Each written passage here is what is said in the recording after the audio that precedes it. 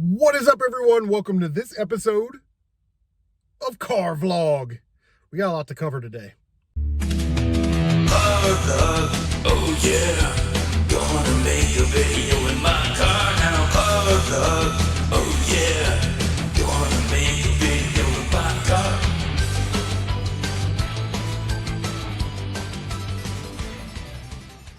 So first thing is first, this Saturday I will be back on the Retro Tiburon podcast. Mario has a great channel. I'll leave a link below. Make sure you check it out. Make sure you subscribe to him. One of the all-time great dudes on YouTube, man. Just one of the greatest dudes. And I'm excited to be back on the podcast. It is going to be our top 5 favorite PlayStation 1 games. So we'll have that podcast a couple weeks. I'll edit the video, get it out. And I'm not going to share my top 5 games. You have to wait for the video for that.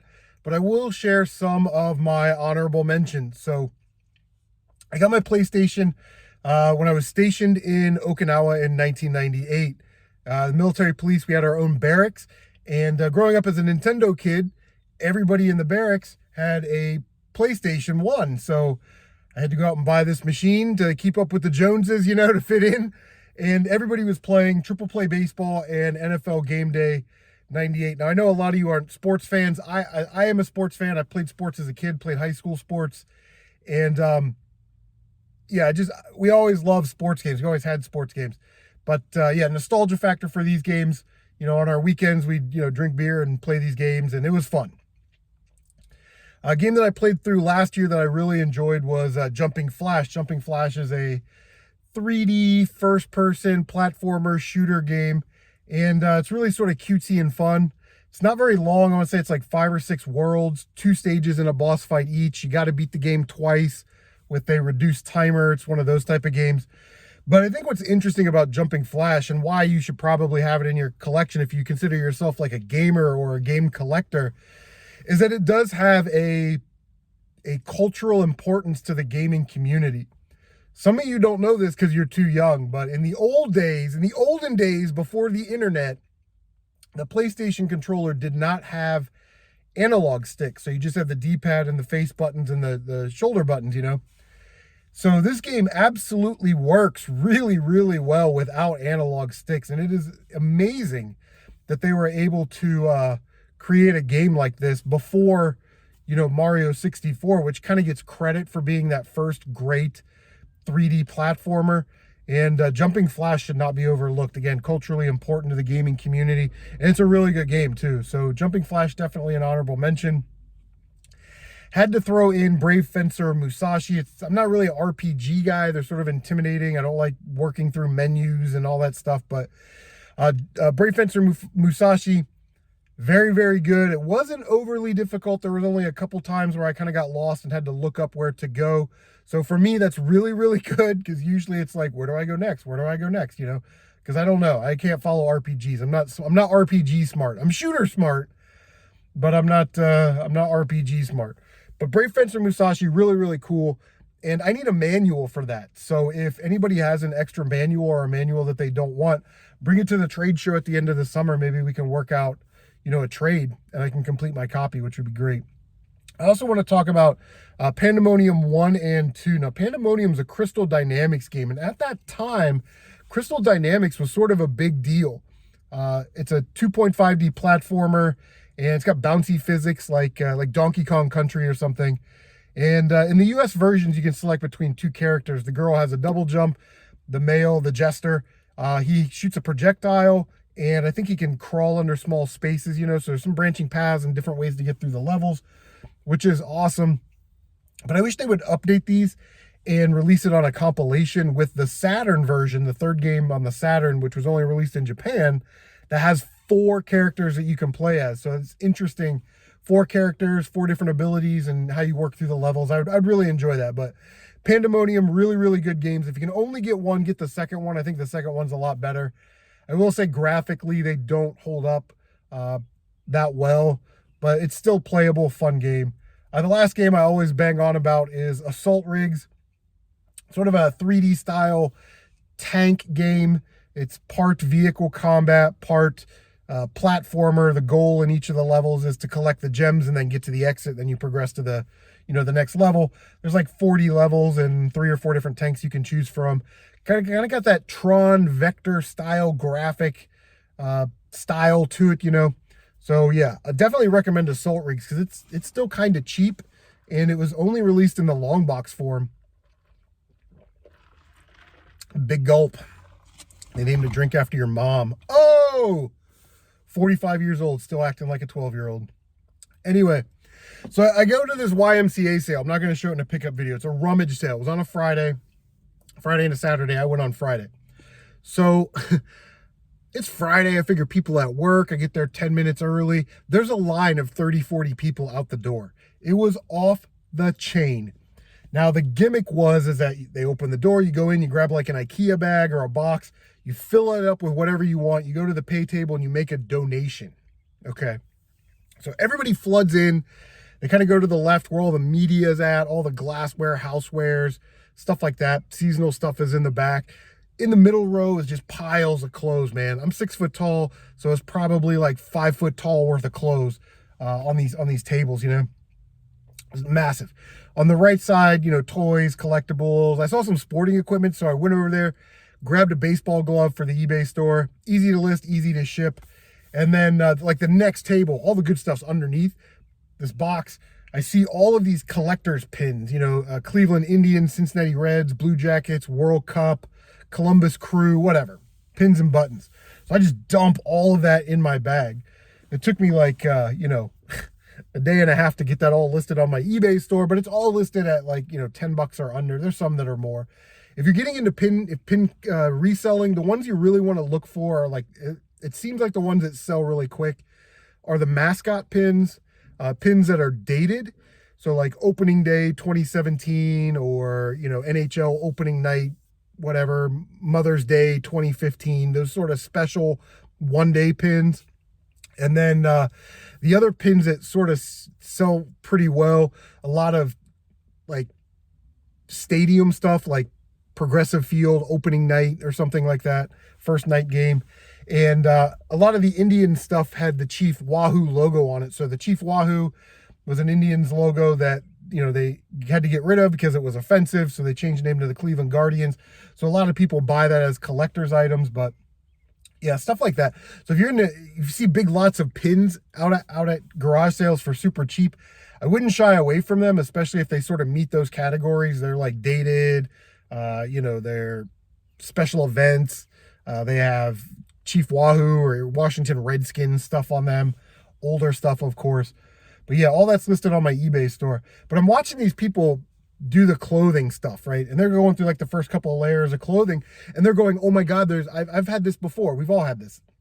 There's so many people in here that I need to like get to all these tables. I don't have time to waste looking through clothing items. So I just kind of waited, went to the plushie area, got some Disney Store exclusive plushies, good stuff. And as soon as those tables started to clear, I went over there and just basically took those first 3 layers, swiped them on the floor, started digging around in the middle of these clothing piles. Nike dry fit shorts, new with tags, Adidas shorts, graphic t-shirts, Under Armour t-shirts, just all in my IKEA bag, and I'm filling this thing up and like, here's the top and it's like bubbling over. So I go up to make a donation. I'm kind of in my head. I'm like, okay, I think $50 is fair for all of this, even though it's, definitely worth more. But I get up there and I pull a $50 bill out of my wallet and I give it to this lady and she's like, oh, okay, thanks. Did you want change back? And I'm like, no, I think I got a really good deal here. So she was like, oh, okay, great. Thank you so much. And I left and I got to thinking, I was like, there are probably assholes in there that filled up that bag and gave them like $10. You know what I mean? Like, so anyway, if you into collectible pins, all that stuff, check out my eBay store because I listed a bunch of it and most of it's under $10. So yeah. Gaming goals for the year. Let's wrap this up. I always have a gaming goal to beat 12 to 24 games. Check that off the list. I'm at 30 or 31. Take the back in the day gamer military madness warfare challenge. Beat 3 military games on the Nintendo. Check that. We did that. Beat 1 game on 3 exotic consoles. Now my exotic consoles will vary differently from yours because I don't play them. But TurboGrafx 16, Newtopia, and Ninja Spirit. Great games. Highly recommend them. Game Boy Advance is exotic to me because, I don't ever play it. But I played through Wario Land 4, Final Round Golf 2002, and Star Wars New Droid Army. So, yeah, Wario Land was good. The other two are, I love Final Round Golf, but it is a golf game. New Droid Army was, it was all right, I guess. It's playable. It's just not good. You know what I mean? And then the last couple weeks, and this is really what I wanted to talk about, I fired up the Sega Dreamcast, man. My friend Tyler got a Sega Dreamcast. He had a Sega Dreamcast when he was a kid, and he started to buy a couple games for it. And I was like, man, I need to play my Sega Dreamcast. So I played through Gunbird 2. Loved it, man. It's kind of difficult on the normal mode, which is sort of disappointing because the characters have two different endings. So the object is for me to play through the game with all of them, right? That's what you want me to do. But you make it so difficult that you almost can't do that. So, yeah. So I played through it on the normal mode. Then I played it on the baby mode, which was super fun because you're just like way more powerful than everything.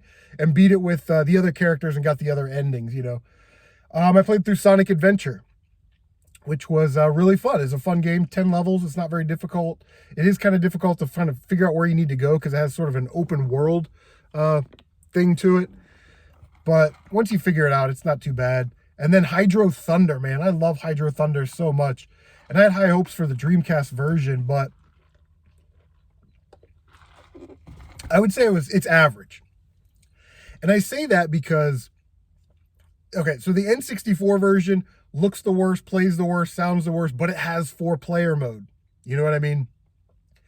The PlayStation version, great CD quality sound, and it looks a little polygonal, so it doesn't look that great. But there's a career mode that you can play through.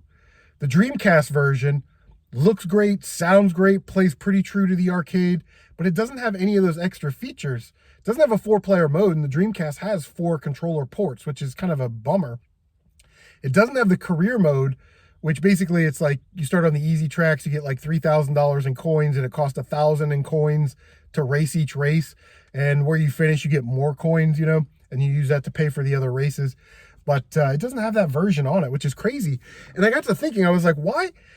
Hydro Thunder is the greatest arcade racer in my opinion. It does everything that a great arcade racer is supposed to do. It's fun to play. It's fast, frantic. It's kind of tanky. You're bouncing off stuff. You get those turn the corner, final straightaway moments where you're chasing down that last boat to get first place. It gives you all those great moments. But we got Hydro Thunder released, right, on consoles. And then Hydro Thunder Hurricane was the Xbox 360 download. And I know it was a different team. Part of Midway's team worked on that, but it was basically Microsoft Studios. Then there was an arcade called H2 Overdrive, which is like the sequel to Hydro Thunder. And then there was a Hydro Thunder Go, which was like an mobile app type game. And I'm like, why can't you just release all of these? Give them some updated graphics. Release them on a compilation disc and sell it. I'm like day one. And if they charge an extra $20 for a little Hydro Thunder keychain, I would mark out to that so hard. I'd be like, yep, give me that. I gotta have it. I'm like, you gotta be kidding me. So yeah, so those are the Dreamcast games I played through. And I gotta be honest, I fall in love very quickly. And I have fallen in love with the Sega Dreamcast. I might fire up NFL or something, 2K this weekend, maybe NBA 2K this weekend and give that a try on the Dreamcast.